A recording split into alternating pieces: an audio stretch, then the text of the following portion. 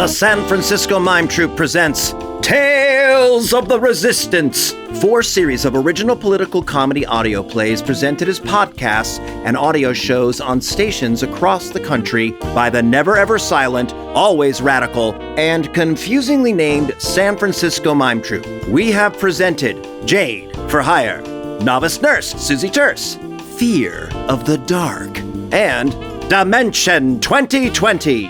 But now, part 1 of the final episode, the beginning of the end. But first, this message from our sponsor. You're a risk taker, a thrill seeker, ready to take on this world and others. Here at Expat, you're our kind of people. We're the only company to help U.S. citizens seek refuge in other countries and even other planets. Is there life on Mars? We're not sure. We haven't been able to contact the ship for a while now. Nevertheless, we're still boldly going where no one has gone before. You're concerned about sea level rise, about global warming, fires, and floods. What if you could go to the one place where none of that mattered? What if you could live on an island paradise all year long? Introducing Expat Aquamarine. That's right, we're building an interconnected network of livable luxury rafts, all made out of recycled plastic from the Pacific Garbage Patch. In the international waters of the Pacific Ocean, you can do as you please and live carefree. Do you want to live in a country at war with itself? No! You want a private cabana, catered meals, and access to our public gardens. The Expat Aquamarine Archipelago is right next to Jamazon trade routes, so you'll have whatever you need, when you need it. Lounge on the beach, hang out with celebrities, and still get business done with our top-tier satellite uplink. And best of all, we have no pesky regulations to get in our way, so we can build the society you want. That means paying no U.S. taxes. Expat Aquamarine. The sea is calling. You should answer, because there's nowhere else to go.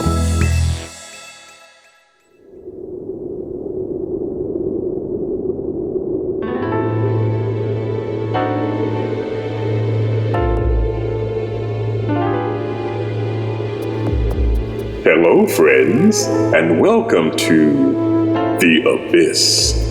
Well, it looks like ex-cop Primo has gotten himself into quite a spot. He escaped the jail cell, but now he's got to rescue his new friend, Amandla. Poor Primo. On the run from his brothers in blue, trying to save a girl who was black and a red. All the colors Primo had delusions about. Maybe he should have been focusing more on the truth, and not on the pigments of his imagination. At least the ghost of his father helped him figure out why he has such a fear of the dark. Where are you cops taking me? Don't worry, we got plans for you, right, boys? That's right, Captain. Don't call me Captain. Sorry. Remember, I'm just a regular guy in a regular American clothes with my regular American friends going to a protest. Where you might have to crack an un-American protester's head. Exactly. Let me go! Oh, we'll let you go, all right. As soon as we get to the protest. See, we need someone to be an example of what happens to all the brothers and sisters when you get out of order. And for your comrades, well, doesn't Antifa need a martyr? No! Zip tie her hands and put her in the trunk. You pigs! You can't do this! Let me! Come on, boys.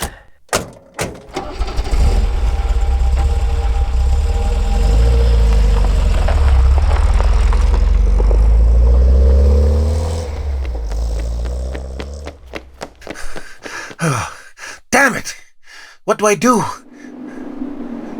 Primo. Dad? Remember what the captain said to you. He said... they're taking her to the protest! Primo! What? You have a car! Oh, right. Thanks, Tatay. Don't mention it.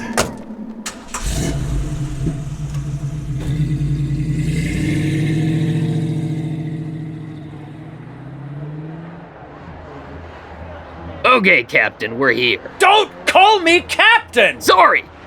Okay. Let's, mingle a little. When the time is right, we get her out, put a gun in her hand, make it look like she's attacking us, and we got us some justifiable homicide. Won't the press know it's a lie? The press will print any lie about violent Black Lives Matter or Antifa protests, even if they know it's fake, just so they could say they're being balanced when they report all the actual violence we're doing.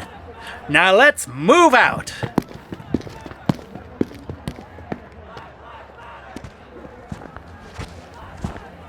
Amandla, can you hear me? They're gone. I'm gonna find a way to get you out of this trunk. Just hold on. Amandla, Primo, what are you doing here? I came to help you. How did you open the trunk from the inside? There's an escape latch in the trunk of every car made since 2001. You didn't know that? I thought you were a cop. How did you get out of the zip ties? I got half a razor blade sewn into the back of my belt for situations like this. Now let's get out of here before... Hey, she got out! Captain! Don't call me Captain! Sorry, should we shoot them? Oh, rubber bullets. Come on, Ow! My leg! get up. I can't. They're coming. Leave me. Primo!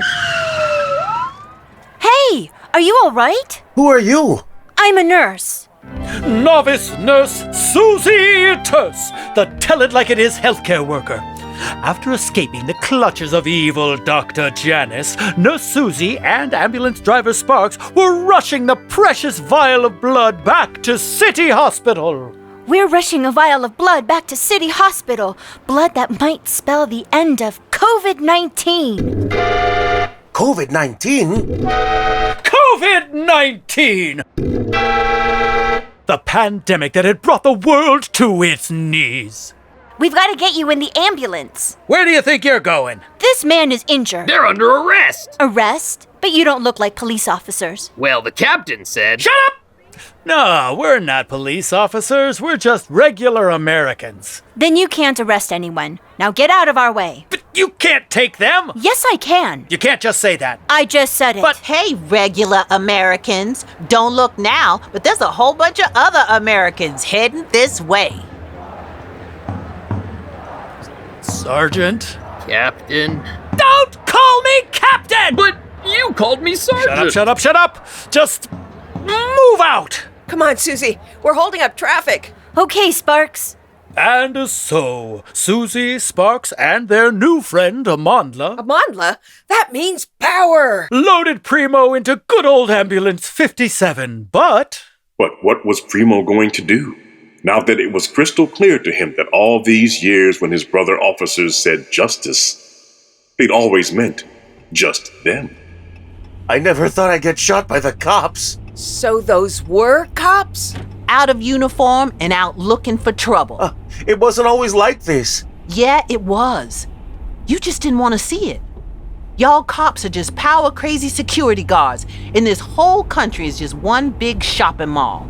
And if the rest of us don't look right or dress right, or if we ask why all the shops gotta be all racist and sexist and classist, and why the salespeople gotta make minimum wage working for billion-dollar companies, and if we say we should take over this whole damn mall and make it into a big co-op, A co-op? where all the workers benefit instead of just the billionaires at the top.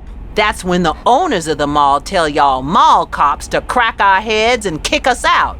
Wow, a national co-op with healthcare for all. I wasn't just a mall cop. Wait a minute. Weren't you at the protest earlier? Just for a few minutes. I was on my way to Crosstown Labs and... Hey, he's the guy who got tear gassed. And now it's rubber bullets? I'm having a bad day. What happened? Well, after we left the protest, Amandla took me through the graveyard. Graveyard? Then I started hearing voices. Voices? And then I was surrounded by all these ghosts. Ghosts? Sparks, look out! What? That cab, it just pulled into the street! Oh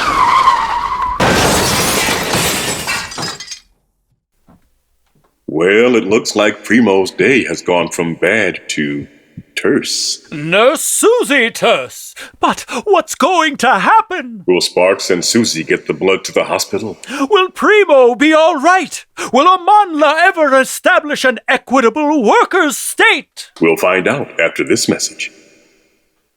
If you or a loved one has suffered from injury, death, or permanent disabling because of experimental pharmaceutical treatment, unnecessary COVID-19 exposure, or over-squeezing by a Hug Me Human Touch replacement robot, you may be entitled to compensation. Were you or a loved one a resident of the Palm Senior Community in 2020? Then call the law offices of Rodriguez and Chan. When I lost my job, I couldn't afford my mom's high-end retirement community anymore. I thought the Palms would be a good deal, but I didn't read the fine print. They tested drugs on her. You may be able to get contracts from the Palms invalidated. I don't have my mom anymore, but I do have a fair settlement, thanks to the law offices of Rodriguez and Chan. Were you or a loved one part of the Hug Me massacre of September 2020? You may be entitled to payment for emotional damages. When my home was burglarized, I thought I would be safer at the Palms. The Hug Me robots were supposed to help us, but they would hug and not let go. I have 3 broken ribs and a punctured lung. But the law offices of Rodriguez and Chan got me paid. The Palms Inc. has been found to be criminally negligent. All my friends are dead. You don't need to suffer in silence, because the law offices of Rodriguez and Chan are here for you, and here for justice. Call 1-800-ELDERLY. That's 1-800-ELDERLY. We don't get paid until the Palms pays you.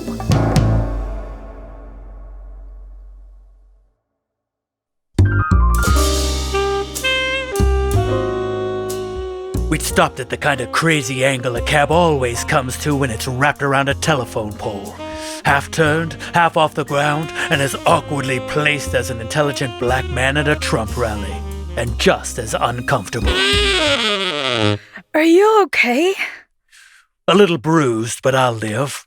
How about you, Red? I think I'm... Wait, what's this wet stuff? I guess I got some oil on me? That, my friend, is blood. Blood?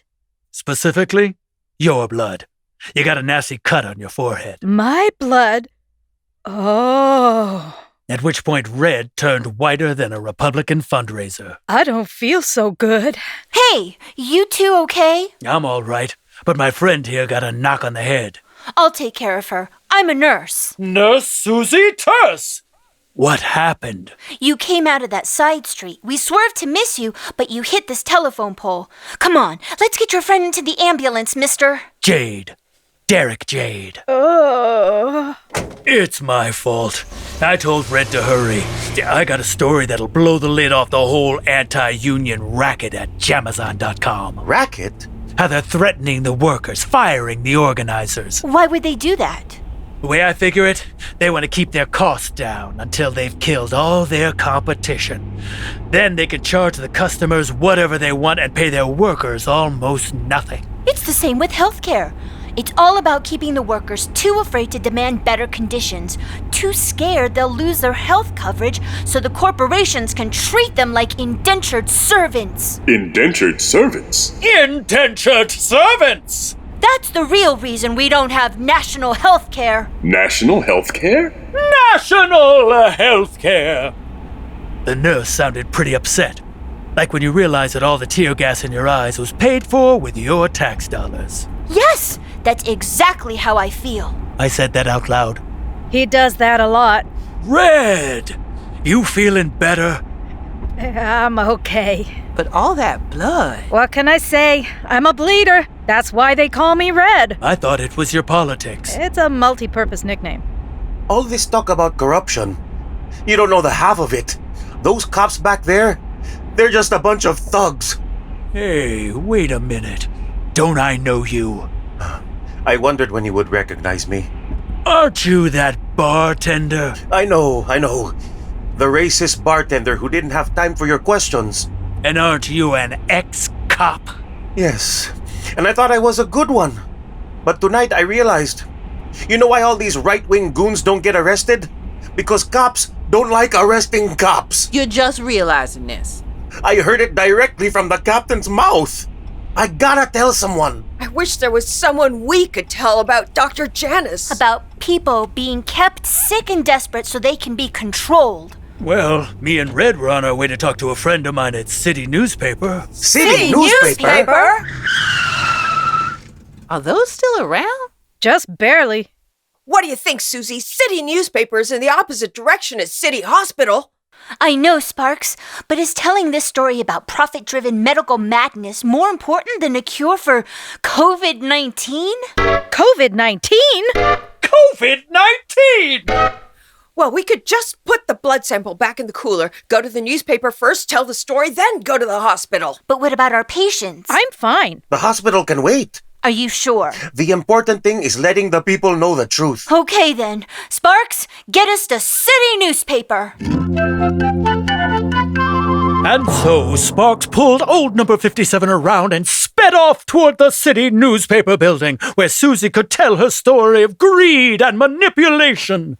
But was Primo really going to cross the thin blue line to tell the truth about fat blue lies? We pulled up in front of the City Newspaper building.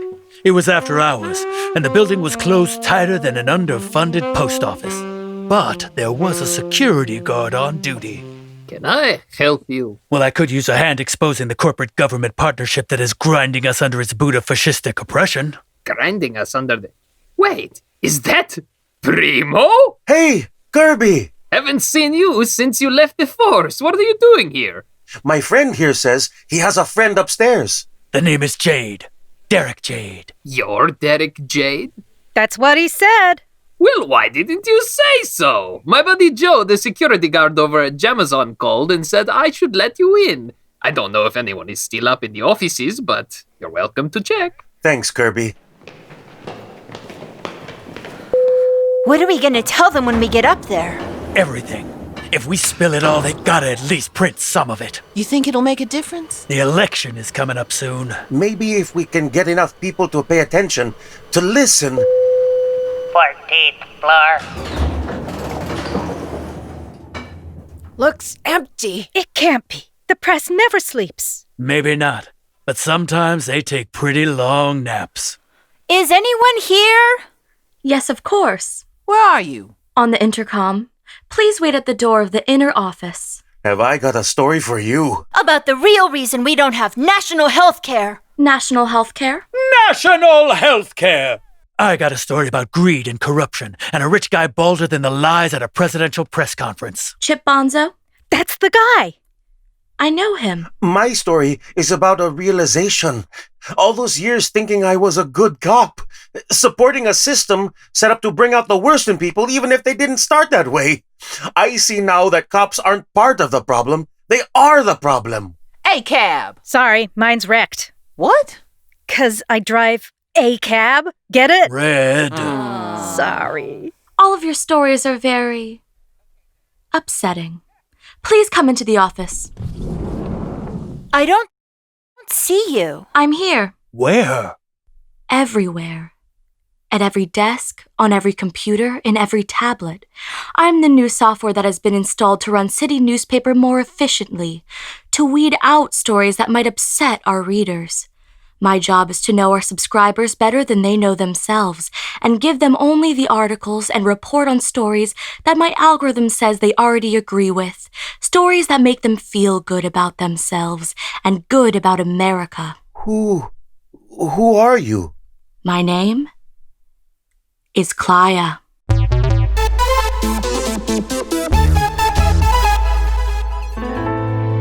Well, this is a predicament. What will become of our brave heroes? Will they escape this new, unexpected threat? Or will the heartless corporate system crush them? Will freedom and equality win the day? Or will they all fall into the abyss? I guess we'll just have to wait and see in the thrilling conclusion of Tales of the Resistance!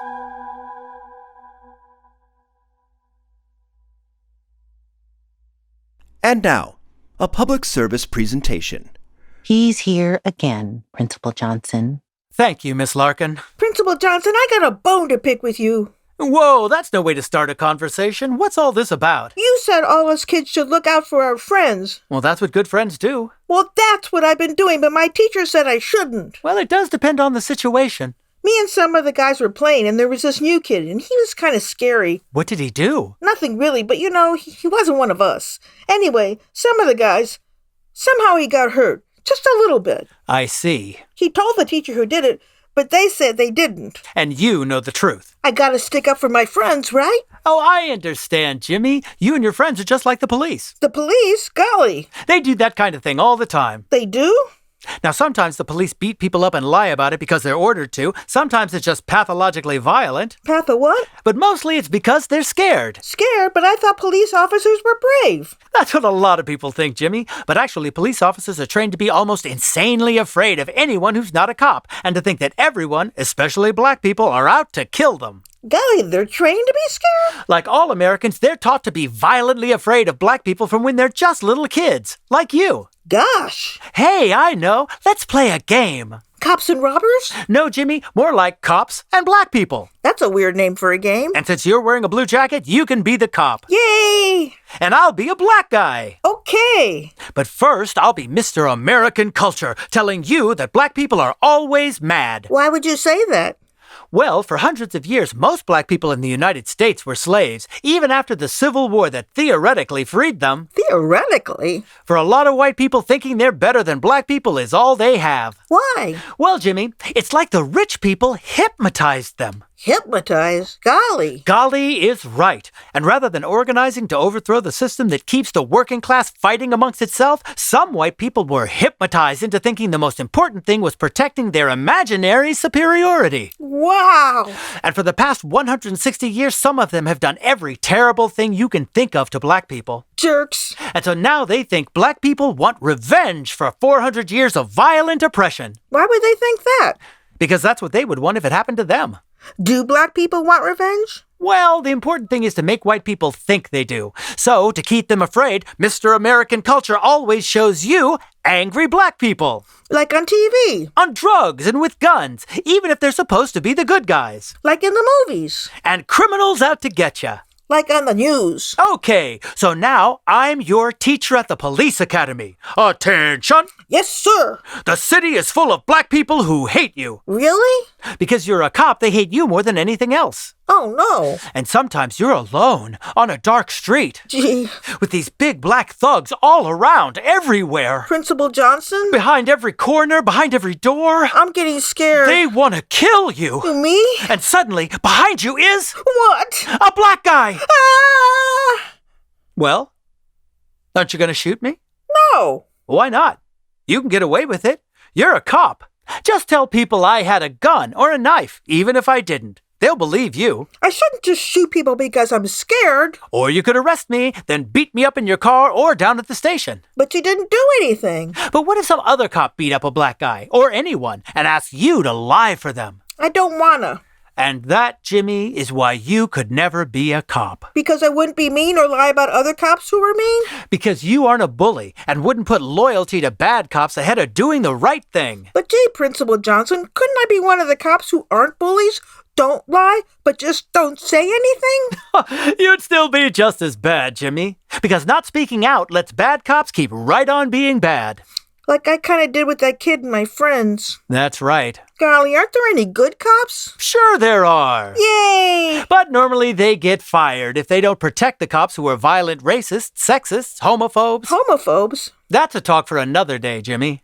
Wow, Principal Johnson, I sure learned a lot. On TV and in the movies, cops are mostly heroes. But in real life, it seems to me like maybe all cops are bad. Tardy to the idea they're not an occupying army surrounded by the enemy? No, I was going to say all cops are bad. Tardy to the realization that their deepest devotion should be to civil rights, not to a code that protects criminals wearing police uniforms? No, all cops are... Bastardizations of the idea of honorably protecting and serving their communities? You're not going to let me say it, are you? Not unless you want detention. Well, I guess I better get back to class and tell my teacher what happened. I guess you better. But you know what, Principal Johnson? What, Jimmy? Some things are worth detention. What do you mean? I mean, all cops are bad.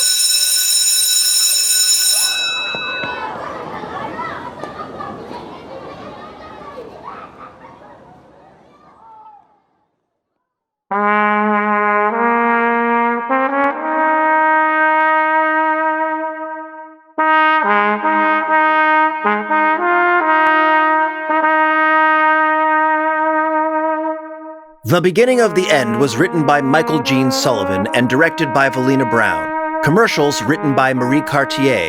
Music and lyrics by Daniel Savio. Music production by Dred Scott. Woodwinds by Dylan Jennings. Brass by Deborah Del Mastro. Audio engineering and sound design by Taylor Gonzalez. And featured Brian Rivera, Velina Brown, Lisa Hori-Garcia, Keiko Shimosato Carreiro, Michael Gene Sullivan, Lizzie Calogero, Cassie Grilley, Andre Amarotico, Marie Cartier, Marissa Ellison, Gillian Eichenberger, and Michael J. Asberry as the Gravekeeper. Little Jimmy's Revelation was written by Michael Gene Sullivan, directed by Velina Brown, and featured Velina Brown, Michael Gene Sullivan, and Ellen Callas as Little Jimmy. And make sure to stay tuned for the thrilling conclusion of Tales of the Resistance, the end of the beginning.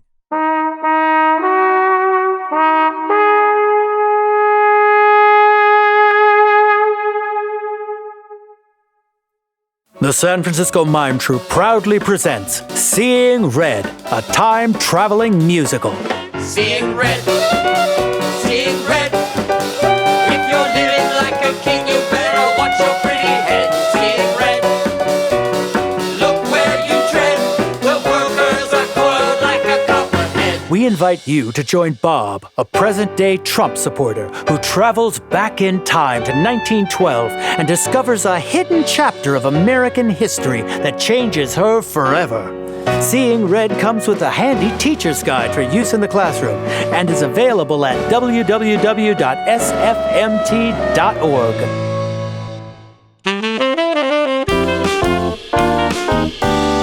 We are the San Francisco Mime Troupe, and for the past 60 years, we have been doing political musical comedies for anybody who will listen. The Mime Troupe is a worker-run, multi-ethnic, multi-generational collective of activist artists committed to overthrowing capitalism, one musical comedy at a time. And one of these days, we will get it right. Each summer, we tour our shows at a price every member of the working class can afford, free. But with theaters and parks closed, protesters in the streets, tear gas in the air, and what could be America's last election looming on the horizon, the Mime Troupe needed to make sure our message of art, activism, and revolution was part of the resistance. And nothing says revolutionary fervor like radio plays. And for those wondering how a radical theater can survive these capitalist times, it's because of you. The Mime Troupe doesn't take corporate sponsorship. You'll never see the AT&T or Comcast Mime Troupe. How could we show the hypocrisies of capitalism if we were in bed with the capitalists? So instead, we are in bed with you, our fellow workers. Let's snuggle. And after that, you can support the troupe by visiting our website, sfmt.org. Thank you to the San Francisco Arts Commission, SF Grants for the Arts, California Arts Council, USPPP, the Fly Shacker Foundation, the Bernard Osher Foundation, the Zellerbach Family Foundation, the Don Stevens and Nicole Bellotti Laugh and Love Fund, this public radio station, and listeners like you.